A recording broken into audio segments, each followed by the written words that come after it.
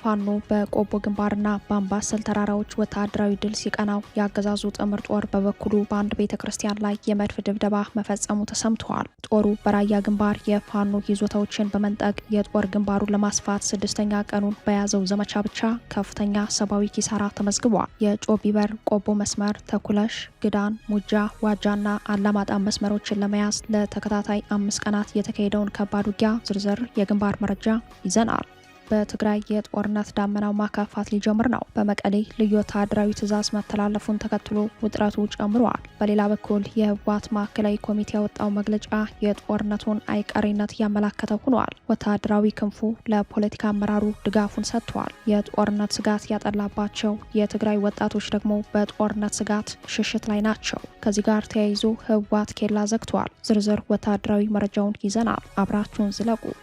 በዓለም ዙሪያ የሚገኙ የአማራ ተወላጆችና የሰብአዊ መብት ተሟጋቾች የሚያዝያን ወር የአማራ የዘር ማጥፋት እውቅናና መታሰቢያ ወር በማድረግ በታላቅ ንቅናቄ እያሰቡት በሚገኝበት በዚህ ወቅት በወሩ 3ኛው ሳምንት የፖለቲካና የህሊና እስረኞች እየታሰቡ ይገኛል። በዚህ ጊዜ የፌዴራል ፖሊስ በፖለቲካና ህሊና እስረኞች ላይ እየፈጸመ ያለው ግፍ እስረኞችንና ቤተሰቦችን ማስቆጣቱ ተሰምተዋል። በግፍ እስረኞቹ ዙሪያ አዲስ መረጃ ይዘናል፣ ተሰሙታላችሁ።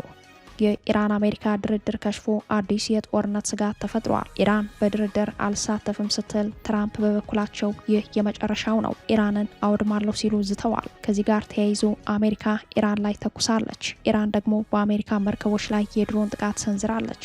ለሰዓቱ የመረጥንላችሁ ዜና ትንታኔያችን ነው። ሰላም ጤና ስጥልን ውድ የጣና ቲቪ ተከታታይ ቤተሰቦቻችን፣ አብራችሁን ስትቆዩ እነዚህንና ሌሎች ዝርዝር መረጃዎችን ታደምጣላችሁ። የጣቢያችን የሰዓቱ ዜና መረጃና ዜና ትንታኔዎቻችን እንሆ ተጀምረዋል። እስከ መጨረሻው አብራችሁ እንድትቆዩ አክብሮታዊ ግብዣችን ነው። ፋኖ በቆቦ ግንባርና በአምባሰል ተራራዎች ወታደራዊ ድል ሲቀናው ያገዛዙ ጥምር ጦር በበኩሉ በአንድ ቤተክርስቲያን ላይ የመድፍ ድብደባ መፈጸሙ ተሰምቷል። ጦሩ በራያ ግንባር የፋኖ ይዞታዎችን በመንጠቅ የጦር ግንባሩን ለማስፋት ስድስተኛ ቀኑን በያዘው ዘመቻ ብቻ ከፍተኛ ሰብአዊ ኪሳራ ተመዘገበ። በሰሜን ኢትዮጵያ አዲስ የጦር ግንባር ለማስፋት ዋናውን የወልዲያ ቆቦ መቀሌ መንገድን ይዞ ወደ ጋሽና ደጋማው መስመር በሙሉ አቅም ውጊያ የከፈተው ያገዛዙ ጥምር ጦር ዘመቻ ስድስተኛ ቀኑን ይዟል። በእነዚህ ቀናት ውስጥ በፋኖም ሆነ በአገዛዙ ጦር መካከል ሰብአዊ ኪሳራዎች የደረሱ ቢሆንም የአገዛዙ ጦር በፋኖ ኃይሎች መልሶ ማጥቃት የከፋውን ሰብአዊ ኪሳራ ማስተናገዱ ተሰምተዋል። 3 ኮሎኔሎችን ጨምሮ በርካታ መስመራዊ መኮንኖችን በዚሁ የውጊያ ቀጠና ከሰሞኑ ያጣው አገዛዙ በውጊያ የሞቱ በመቶዎች የሚቆጠሩ ወታደሮቹን በጅምላ ለመቅበር እንደተገደደ ነው ከአካባቢው የወጡ መረጃዎች የሚጠቁሙት። የብልጽግናው ጦር የፋኖ ይዞታዎችን ነጥቆ አዳዲስ የጦር ግንባሮችን በመፍጠር የጦር ግንባር ለማስፋት ባደረገው ዘመቻ 13ኛ እዝ 11ኛ እዝ እና የሰሜን ምስራቅ እዝ የተለያዩ አህዶች ከመሳተፋቸው በላይ የፌዴራል ፖሊስ አርማ ብተናና የአካባቢ ሚሊሻዎች ጭምር በዘመቻው ላይ መሳተፋቸው ተመላክተዋል። በዚህ መልኩ የአየር ኃይልና የሜካናይዝድ የውጊያ ድጋፍ የሚያገኘው የአገዛዙ ጥምር ጦር በፋኖ መልሶ ማጥቃት ዘመቻው ግቡን ሳይመታን ስድስተኛ ቀኑ ላይ ደርሷል። በቆቦና ላስታ ደጋማ ቀጠናዎች አገዛዙ ካቀደው በተቃራኒው የያዘው ለቆ ወደ ኋላ ያፈገፈገባቸው ይዞታዎች እንዳሉ የፋኖ ምንጮች አረጋግጠዋል። መከላከያ በራያ ላስታ ተዋሳኝ ቀጠናዎች የጦር ግንባሩን ለማስፋት ወደ ጋሸና የሚያስወጣውን ደጋማ መስመር ጮቢበር ቆቦ መስመር ተኩለሽ፣ ግዳን፣ ሙጃ፣ ዋጃና አላማጣ መስመሮችን ለመያዝ በሙሉ አቅም ለተከታታይ 5 ቀናት ያደረገው ውጊያ በመቶዎች ለሚቆጠሩ የጥምር ጦሩ አባላት እልቂት ምክንያት የሆነ ነው ተብሏል። በእነዚህ ቀጠናዎች ውስጥ ተሸንፎ ወደ ኋላ የተመለሰባቸው ይበዛሉ የሚሉት የፋኖ ምንጮች በተለይም በቅርቡ በላስታ የተቋቋመው 13ኛ የተሰኘው የአገዛዙ እዝ መጠነ ሰፊ ሰብአዊ ኪሳራ ማስተናገዱን ነው የፋኖ ምንጮች ለጣና ዘጋቢ ያስረዱት። መከላከያ ከግዳን ተኩለሽ መስመርን ለመያዝ በሰማይ አየር ኃይል በምድር እግረኛና ሜካናይዝድ አሰማርቶ ለ6 ቀን ውጊያ አድርጎ ከሰብአዊ እልቂትና ከወታደራዊ ኪሳራ በቀር ያገኘው ድል የለም የሚሉት የፋኖ ምንጮች በውስን ኪሳራ ከፍተኛ ድል እንደቀናቸው አስረድተዋል። በተመሳሳይ በዚሁ በወሎ ቤት አማራ በአምባሰል ተራራ አዳዲስ የውጊያ ግንባር መከፈቱን ከአካባቢው ምንጮች ሰምተናል። የአፋብን ምኒልክ ዕዝ ሁለቱ አህዶች በአምባሰል ተራራ አበት ላይ ባደረጉት ተጋድሎ የዕለቱን ታላቅ ወታደራዊ ድል አስመዝግበዋል ሲል አውደ ውጊያውን ያረጋገጠው እዙ የምኒልክ ዕዝ 101ኛ ኮር የ35ኛ ክፍለ ጦር ከ104ኛ ኮር የ24ኛ ክፍለ ጦር በጥምረት በአምባሰል ወረዳ በአበት ሰንሰለታማ ተራራዎች ላይ ባደረጉት ውጊያ የአገዛዙ ኃይል ተመቷን ያለው በአምባሰል ቀጠና ለቀናት ጋብ ብሎ የነበረው ውጊያ ዳግም ማገርሸቱን በወሎ ቤት አማራ ቀጠናዎች ያለውን የውጊያ ግንባር መጠን ያሰፋው ሆኖ ታይተዋል። የፋኖ ኃይሎች በአምባሰል ቀጠናና በበሸሎ ተፋሰስ ጠንካራ ይዞታ እንዳላቸው ይታወቃል። አገዛዙ ጠንካራ ይዞታዎችን ሰብረው መግባት ቀርቶ በእጁ የነበሩ በውጊያ መችነታቸው የሚታወቁ ስትራቴጂክ ቦታዎችን በውጊያ ጥሎ መውጣቱን እንደቀጠለ ነው። በሌላ የግንባር መረጃችንም 101ኛ ኮር 35ኛ ክፍለ ጦር 3ኛ ሻለቃ በወረባቦ ወረዳ በሂጀርሳ በተካሄደው ውጊያ የአገዛዙ ጦር ከአንድ ቲም በላይ ሞትና ቁስለኛ ሲሆን የብልጽግናው አገዛዝ በዚሁ የወሎ ቤት አማራ ቀጠና ከተድባበ ማርያም ገዳም በቅርብ ርቀት በሚገኝ በአንድ ቤተክርስቲያን ላይ የመድፍ ድብደባ መፈጸሙን ከአካባቢው ነዋሪዎች ሰምተናል። የመድፍ ቅንቡላውን ፎቶ በማንሳት ባደረሱን መረጃ ላይ እንደተመላከተው የአገዛዙ ጦር በአማራ ሳይንት ወረዳ 015 ደብተራ ቀበሌ በሚገኘው አርቻ ቅዱስ ጊዮርጊስ ቤተክርስቲያን ላይ የመድፍ ድብደባ ፈጽሟል ነው ያሉት። አርቻ ቅዱስ ጊዮርጊስ ቤተክርስቲያን ከርዕሰ 44 ወገዳማት ተድባበ ማርያም ገዳም በቅርብ ርቀት የሚገኝ ቤተክርስቲያን ሲሆን በአካባቢው ምንም አይነት የፋኖ እንቅስቃሴ የሌለበት ሆኖም ግን ምዕመናን ለአምልኮ ተግባራት የሚያዘወትሩበት እንደሆነ ነው የአካባቢው ምንጮች ያረጋገጡት። የጦርነት ህጎችን ባለማክበር የራሱን የጦር ወንጀል ሪከርድ በመስበር የቀጠለው አገዛዙ በወሎ ቤት አማራ ቀጠናዎች ብቻ ባለፉት 2 ወራት አንድ መስጂድና 4 አብያተ ክርስቲያናት ላይ የመድፍ ጥቃት መሰንዘሩ ይታወቃል። ከሰሞኑ በጋይንት ሳሊ በተሰኘ አካባቢ 9 ንጹሐንን በጅምላ ሲገድል ከእነዚህ ውስጥ 4ቱ ካህናት መሆናቸውን መዘገባችን ይታወሳል። በወሎ ቤት አማራ በቤተ ክርስቲያኑ ላይ የተፈጸመው የመድፍ ጥቃት በአጅባር ከተማ የተጠመደ መድፍ እንደሆነ የአድቻ ቅዱስ ጊዮርጊስ ቤተ ክርስቲያን ምዕመናን ለጣና ዘጋቢ አረጋግጠዋል። ጥቃቱ ፋኖን ኢላማ ያደረገ ሳይሆን የፋኖ ድጋፍ ሰጪ ናቸው የተባለውን ህዝብና ቤተ ክርስቲያኑን ኢላማ በማድረግ የተፈጸመ መሆኑን ነው ያስረዱት። ጥቃቱ በቤተ ክርስቲያኑ ላይ ለጊዜው ከባድ ጉዳት ባያደርስም የአገዛዙ ወታደሮች በአካባቢው የሚፈጽሙት ድብደባ ተባብሶ መቀጠሉ ይህም በምዕመናን ላይ በቤተ ክርስቲያኑ አገልጋዮች ላይ ከባድ አደጋ መደቀኑን ገልጸዋል።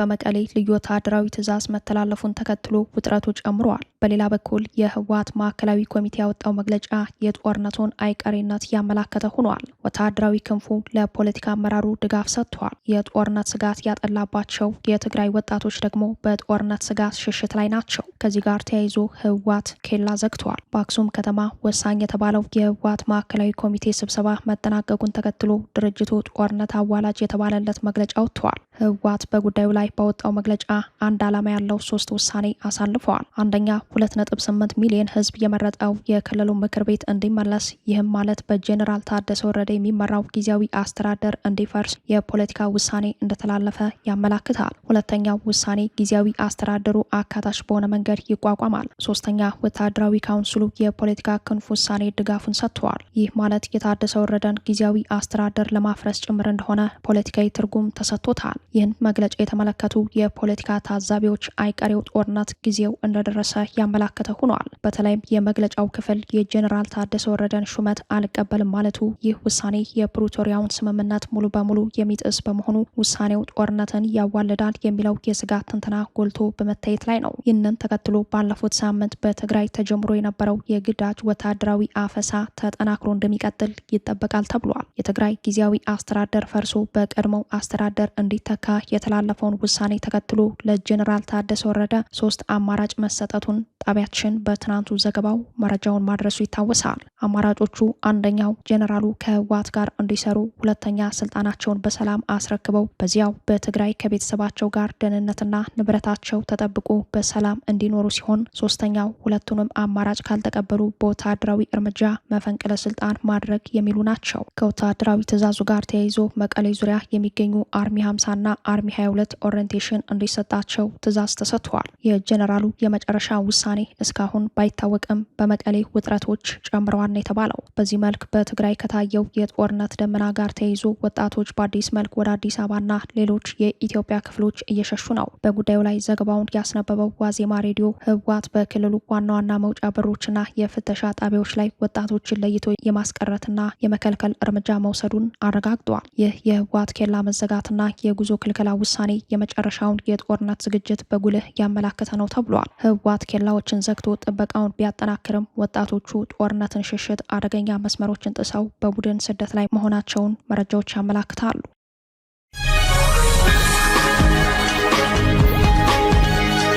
የፌዴራል ፖሊስ በፖለቲካና ህሊና እስረኞች ላይ እየፈጸመ ያለው ግፍ እስረኞችንና ቤተሰቦችን ማስቆጣቱ ተሰማ። የብልጽግናው አገዛዝ የፖለቲካ እስረኛ የሆኑት የተከበሩ አቶ ዮሐንስ ቦያለውና በአባሪዎቻቸው ላይ ለተፈጸመው የሰብአዊ መብት ጥሰቶች እንዲያጣራ ከፍርድ ቤት ትዕዛዝ የተሰጠው የፌዴራል ፖሊስ ብዙዎችን ያሳዘነና ያስቆጣ ምላሽ ሰጥተዋል። ፌዴራል ፖሊስ ገብቼ እንዳላጣራ ማረሚያ ቤቱ የፍርድ ቤት ትዕዛዝ ካላመጣ በሚል ከልክሎኛል በማለት በግፍ እስረኞች ቁስል ላይ መሳለቁን ከእስረኞቹ ቤተሰቦች ሰምተናል። ከህግ ውጭ የቂሊንጦ ማረሚያ ቤት አስተዳደር ሳይፈቅድ ማረሚያ ቤት በመግባት የፖለቲካና የህሊና እስረኞች ወደ አባ ሳሙኤል እስር ቤት በኃይል አፍኖ በመውሰድ የሚታወቀው የፌዴራል ፖሊስ በቂሊንጦ ማረሚያ ቤት በግፍ እስር ላይ በሚገኙ የፖለቲካና ህሊና እስረኞች ላይ የተፈጸመውን አፈና፣ ብርበራ፣ ማንነት ተኮር ስድብና ዛቻ እንዲያጣራ በፍርድ ቤት የተሰጠውን የቃል ትዕዛዝ ማረሚያ ቤቱ አላስገባኝ ያለ የጽሁፍ ትዕዛዝ ይሰጠኝ ሲል መሳለቁን ከእስረኛ ቤተሰቦች ሰምተናል። ፌዴራል ፖሊስን ወክለው ሚያዝያ 8 2018 በፌዴራል ከፍተኛ ፍርድ ቤት ልደታ ምድብ ሁለተኛ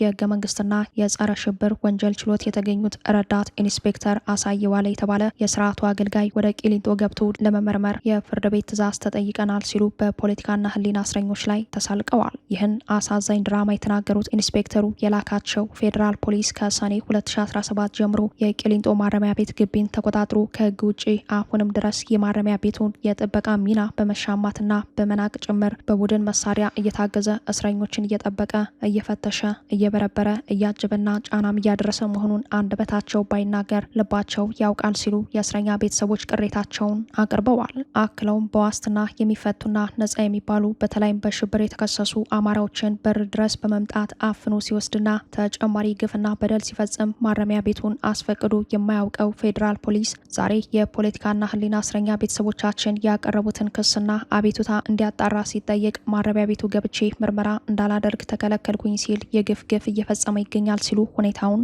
አስረድተዋል። የአገዛዙ የጥላቻ አስፈጻሚ ሆነው የፌዴራል ፖሊስ ገለልተኛ ባለመሆኑና በእስረኞች ላይ በምርመራ ስም በሚፈጸመው ጥቃት የተገደሉ አካላቸውን ያጡና ለአእምሮ ህመም የተዳረጉ ብዙዎች መሆናቸው ይታወሳል። ከህግ ውጭ የግፍ እስረኞችን አይን የሚያጠፋው፣ ጆሮ የሚያደነቁረው፣ ጥርስ የሚያወልቀው፣ ወፌላላ ሰቅሎ የሚገርፈው ፌዴራል ፖሊስ ለእስረኛ የሚጠቅም ጉዳይ መስሎ ከታየው ምክንያት መፍጠሩ የተለመደ ነው ሲሉ የሚያስረዱት የእስረኛ ቤተሰቦች እንደተከበሩ ዮሐንስ ቦያለው ያሉ የፖለቲካ እስረኞች በከፍተኛ ህመም ላይ መሆናቸውን አስታውሰዋል። በስር ላይ የሚገኙት የአማራ ክልል ምክር ቤት አባሉ አቶ ዮሐንስ ቦያለው እጅና አንገት የሚያገናኘው የመገጣጠሚያ አካላቸው ተበጥሶ በጠና ታመው ሆስፒታል ሲመላለሱ መክረማቸው ይታወሳል። ከዚህ ቀደም ሕክምና ተነፍገው የቆዩት አቶ ዮሐንስ ቦያለው ከታመሙ ብዙ ወራቶች መቆጠራቸው እጃቸውን መዘርጋትም ሆነ ማንቀሳቀስ የማይችሉበት ሁኔታ እንደተፈጠረ ህመማቸውም የጠና መሆኑን የቅርብ ቤተሰብ አባል ዋቢ አድርገን እየዘገብነው በቅርቡ እንደሆነ ይታወሳል። የፖለቲካ እስረኛው አቶ ዮሐንስ እጄን እየታመምኩ ነው፣ ወደ ሆስፒታል ውሰዱኝ ብለው ሲጠይቁ የእስር ቤቱ ኃላፊዎች ፈቃደኞች አልነበሩም። መሰል የሰብአዊ መብት አያያዝ ጉድለቶችን እንዲያጣራ በፍርድ ቤት ታዘዘ የተባለው የፌዴራል ፖሊስ ደግሞ በግፍ እስረኞች ላይ የቢሮክራሲ ጉዳይ በማንሳት መሳለቁ ብዙዎችን ያሳዘነ ጉዳይ ሆኗል። በእነ የተከበሩ ዮሐንስ ቦያለው መዝገብ ተከሳሾች ላይ በአፋር ክልል ሰመራና አዋሽ አርባ ወታደራዊ ካምፕ እንዲሁም በአዲስ አበባ ሜክሲኮ በጨለማ ክፍል ለወራት አግቶ ከፍተኛ የሆነ የሰብአዊ መብት ጥሰት የፈጸመው ፌዴራል ፖሊስ በጥቃት አድራሾቹ ላይ የኢሰመኮን ሪፖርት መሰረት አድርጎ የወንጀል ፍሬ ነገሩን እንዲያጣራ ከታዘዘ ከ2 ዓመት በላይ ተቆጥሯል። ይህ አካል ነው እንግዲህ አዲስ የምርመራ አጣሪ ቡድን አቋቁሜ ለመስራት አስቤያለሁ ሲል በተከሳሾች ቁስል ላይ የሚሳለቀው ሲሉ መረጃውን ያደረሱን የፖለቲካና የህሊና እስረኛ ቤተሰቦች የአማራ ተወላጅ የሆኑ የግፍ እስረኞች ያሉበትን የስቃይ ሁኔታ መላው የአማራ ህዝብና ፍትህ ወዳድ ኢትዮጵያውያን ሁሉ እንዲያውቁት ሲሉ ጥሪያቸውን አቅርበዋል። በዓለም ዙሪያ የሚገኙ የአማራ ተወላጆችና የሰብአዊ መብት ተሟጋቾች የሚያዝያን ወር የአማራ የዘር ማጥፋት እውቅናና መታሰቢያ ወር በማድረግ በታላቅ ንቅናቄ እያሰቡት በሚገኝበት በዚህ ወቅት በወሩ 3ኛው ሳምንት የፖለቲካና የህሊና እስረኞች እየታሰቡ ይገኛል።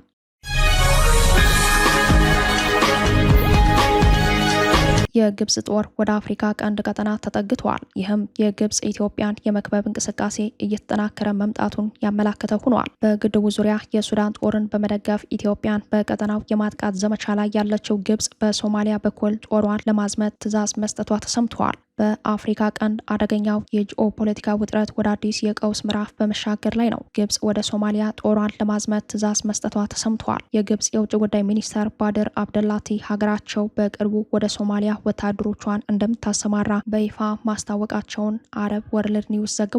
ውሳኔው ይህ ይፋ የሆነው ሚኒስተሩ ከሶማሊያው ፕሬዚዳንት ሐሰን ሼክ መሐመድ ጋር በአንታሊያ የዲፕሎማሲ ፎረም ጎን ለጎን ባደረጉት ውይይት ነው። ግብጽ የሶማሌላንድ አንድነት ሉዓላዊነትና ብሔራዊ ተቋማትን ያለምንም መሸርሸር እንደምትደግፍ በመግለጽ በቀጠናው ያላትን ተሳትፎ አሳድጋለች። ከዚህ በተጨማሪ ካይሮ የእስራኤልን እንቅስቃሴዎች እንደማትቀበልና የሶማሊያ ሉዓላዊነት የሚነኩ ማንኛቸውንም የአንድ ወገን እርምጃዎች እንደምትቃወም በዚሁ መግለጫዋ ላይ አጽንኦት ሰጥታለች። ይህንን መሰሉ የግብጽ ወታደራዊ ዝግጅት በሶማሊያ በኩል የኢትዮጵያን ስልታዊ ጥቅሞች ለመገዳደርና ሀገሪቱን በጎረቤት ሀገራት በኩል ለመክበብ የሚደረግ ጥረት አካል ስለመሆኑ የጉዳዩ ተንታኞች እምነት ነው። በታላቁ የህዳሴ ግድብ ዙሪያ ካለው ውጥረት ጋር ተያይዞ ግብጽ ከኢትዮጵያ አጎራባች ሀገራት ጋር የምትፈጥረው ወታደራዊ ጥምረት የራሷን የውሃ ፖለቲካ ፍላጎት ለማስጠበቅ ያላትን ጥረት በኃይልና ማስጨነቅ የከበባ ተግባራት ላይ ያተኮረ መሆኑን ያረጋገጠ ነው። የሶማሊያን ግዛታዊ አንድነት ማስከበር የሚለው የካይሮ መሪ ቃል ኢትዮጵያ ከሶማሌላንድ ጋር የተፈራረመችውን የመግባቢያ ሰነድ በቀጥታ የሚቃወም በመሆኑ ይህ የጦር ስምሪት ለሶማሊያ ደህንነት ከመቆርቆር ባለፈ የኢትዮጵያን ቀጠናዊ ተጽዕኖ ለመግታት የታለመ ስልታዊ እርምጃ ሆኖ ታይተዋል። ለዘመናት በሶማሊያ ሰላም ለማስፈን ከፍተኛ መስዋዕትነት የከፈለችው ኢትዮጵያ አሁን ግብጽ የሶማሊያ ሉዓላዊነት አስከብራለሁ በሚል ሰበብ ጦር ማሰማራቷ በቀጠናው ላይ ኃይል ተኮር ፍክክር ሊጭር እንደሚችል ስጋቶች አሉ። የግብጽና የሶማሊያ ወታደራዊ ትብብር በአፍሪካ ቀንድ ላይ አዲስ የዲፕሎማሲ ሽኩቻ ምዕራፍ ከመክፈቱ ጋር ተያይዞ ቀጣዩ የኃይል አስተላለፍ በስጋት የሚታይ ሆኗል። እንዲህ ያሉ ለኃይል ተኮር ፍክክር የሚጋብዙ ወታደራዊ ሁኔታዎች ኢትዮጵያ ካለችበት የሀገር ውስጥ ጦርነት ጋር ተያይዞ የብልጽግናው አገዛዝ ጦረኛ ፖሊሲ የሀገረ መንግስቱን ህልውና ወደ ፍጹማዊ አደጋ የሚገፋ ተጋላጭነት እየፈጠረበት ይገኛል የሚሉት የቀጠናው ፖለቲካ ታዛቢዎች የአብይ አህመዱ ብልጽግና በስልጣን ላይ እስካለ ድረስ የኢትዮጵያ ተጋላጭነት የከፋ እንደሚሆን ያስረዳሉ።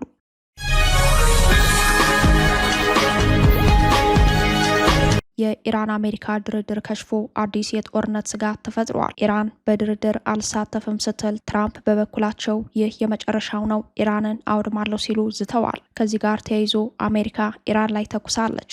ኢራን ደግሞ በአሜሪካ መርከቦች ላይ የድሮን ጥቃት ሰንዝራለች። የኢራን አሜሪካ ጦርነት ሆርሙዝን ማዕከል አድርጓል። በሰርጡ የአሜሪካ ባህር ኃይል የኢራን የጭነት መርከብ በምርኮ መያዟን ፕሬዚዳንት ትራምፕ ማረጋገጫ ሰጥተዋል። መርከቧ በምርኮ ለመያዟ የተሰጠው ምላሽ የአሜሪካ የባህር ኃይል በሰርጡ ላይ የጣለውን እገዳ እየጣሰች ነበር የሚል ነው። ፕሬዚዳንት ትራምፕ በሆርሙዝ የጣሉትን እገዳ ተከትሎ ጦራቸው የኢራንን መርከብ ማጥቃቱን በጀብድ ገልጸዋል። ኢራን በበኩሏ ዋሽንግተን የተኩስ አቁምን በመጣስ እንዲሁም በትጥቅ የተደገፈ የባህር ዘርፍ ስራ ውስጥ ገብታለች ስትል ምላሽ ሰጥታለች። 270 ሜትር የምትረዝመው የኢራን ቶስካ የጭነት መርከብ እንድትቆም የተሰጣትን ትዕዛዝ ባለመቀበሏ የአሜሪካ ባህር ኃይል ተኩስ ከፍቶ የመርከቧን የሞተር ክፍል በማፈንዳት የአሜሪካ ባህር ኃይል ኮማንደሮች መርከቧ ላይ በመውጣት የምርኮ መልእክት አስተላልፈዋል። ኢራን በበኩሏ በሰጠችው የአጸፋ እርምጃ አሜሪካ ላይ ጥቃት ሰንዝራለች። የኢራን ድሮኖች በአሜሪካ የጦር መርከቦች ላይ የሰነዘሩት ጥቃት በቀጠናው አዲስ የጦርነት ደመና አጥልቷል። የኢራን ወታደራዊ ኃይሎች በኦማን ባህር ላይ በስምሪት ላይ በሚገኙ የአሜሪካ የጦር መርከቦች ላይ የተቀናጀ የሰው አልባ አውሮፕላን ጥቃት መፈጸማቸውን የሀገሪቱ መንግስታዊ መገናኛ ብዙሃን በሰበር ዜናቸው ላይ አመላክተዋል። ጥቃቱ የተፈጸመው አሜሪካ በአንዲት የኢራን የንግድ መርከብ ላይ ጥቃት ሰንዝራለች በሚል የኢራን ጦር በወሰደው የአጸፋ እርምጃ ነው። ይህ በዓለም አቀፍ የንግድ መስመር ላይ የተከሰተው ወታደራዊ ግጭት በቀጠናው ሰፍኖ የነበረውን መጠነኛ የሰላም አየር በአንድ ጀንበር ወደ ከፍተኛ ስጋት ቀይሮታል። በሌላ በኩል አሜሪካና ኢራን ፓኪስታን ኢስላማባድ ላይ ድርድር ሊቀመጡ ነው እየተባለ ባለበት በዚህ ሰዓት ኢራን ድርድሩን ውድቅ አድርገዋለች። ከዚህ ጋር ተያይዞ ሁለቱ ሀገራት ተመልሰው ወደ ለየለት ጦርነት ሊገቡ ይችላሉ የሚል ስጋት ተፈጥሯል። ትራምፕ ለፓኪስታኑ ድርድር የመካከለኛው ምስራቅ የአሜሪካ ልዩ መልእክተኛውን ስቲቭ ዊትኮቭንና ጀራርድ ኩሽነርን የሚልኩ መሆኑን ቢታወቅም ኢራን በሆርሙዝ በአሜሪካ የተጣለው እገዳ ካልተነሳ በድርድር አልሳተፍም ብላለች። በመጀመሪያው ድርድር ዋዜማ የኢራን ስልጣኔ ይወድማል በሚል ዓለምን ያስደነገጡት ትራምፕ አሁን ደግሞ ከእንግዲህ የጨዋነት ጊዜው አብቅቷል፣ ጥሩ ሰው አልሆነም፣ የኢራን ስልጣኔዎች ይወድማሉ በሚል አነጋጋሪ ማስጠንቀቂያ ሰጥተዋል። ትራምፕ በሰጡት መግለጫ ኢራን የተኩስ አቁም ስምምነቱን በይፋ ጥሳለች ሲሉ ከሰዋል። በተለይ በሆርሙዝ የባህር ወሽመጥ አካባቢ በተሰነዘሩ ጥቃቶች ሳቢያ ትዕግስታቸው ማለቁን የገለጹት ትራምፕ ከእንግዲህ በኋላ መልካም ሰው የሚባል ነገር የለም በማለት ጦርነቱ ወደ ሌላ አስከፊ ደረጃ ሊሸጋገር እንደሚችል በይፋ አስታውቀዋል። ይህ ንግግር የቀድሞውን የኢራን ስልጣኔ ይጠፋል ማስጠንቀቂያ ተከትሎ የመጣ ሲሆን አሜሪካ ከዚህ ቀደም ታይቶ የማይታወቅ የኃይል እርምጃ ለመውሰድ ዝግጁ መሆኗን የሚያሳይ እንደሆነ ተንታኞች እየገለጹ ነው። አሜሪካ በኢራን ላይ የምታደርሰው ጥቃት በወታደራዊ ኢላማዎች ላይ ብቻ እንደማይወሰን ትራምፕ በግልጽ ተናግረዋል። እንደ ሲቢኤስ መረጃ ኢራን የአሜሪካ ቅድመ ሁኔታዎች ካልተቀበለች በሀገሪቱ የሚገኙ ዋና ዋና የኤሌክትሪክ ኃይል ማመንጫዎችና ድልድዮች በሙሉ እንደሚወድሙ ዛቻው ይገልጻል። ፕሬዚዳንቱ ፍትሐዊ የሆነ ስምምነት አቅርበናል፣ ካልተቀበሉ ግን በኢራን ውስጥ አንድም ድልድይና የኃይል ማመንጫ ተረባርበን እናጠፋለን ሲሉ በማህበራዊ ገጻቸው አስፍረዋል። ይህ አይነቱ በሲቪል መሰረተ ልማቶች ላይ ያነጣጠረ ዛቻ ቀጠናው ወደ ከፋ የሰብአዊና የኢኮኖሚ ቀውስ ሊከተው እንደሚችል ከፍተኛ ስጋት ፈጥሯል። ክቡራትና ክቡራን ቤተሰቦቻችን ለሰዓቱ የተሰናዱት መረጃዎቻችን የተከታተሏችኋቸውን ይመስሉ ነበር። አብራችሁን ስለቆያችሁ ልባዊ ምስጋናችን ይድረሳችሁ እያለን የጣና ቲቪ ወቅታዊ ዜናዎች፣ ትንታኔዎችና ልዩ ልዩ ፕሮግራሞች እንዲደርሷችሁ ቻናላችን ሰብስክራይብ በማድረግ ቤተሰብ ይሁኑ። በተሳትፎ የትግል ሚዲያው እንዲያጠናክሩ ጥሪያችን እናቀርባለን። ጣና ቲቪ ከሀቅ ጋር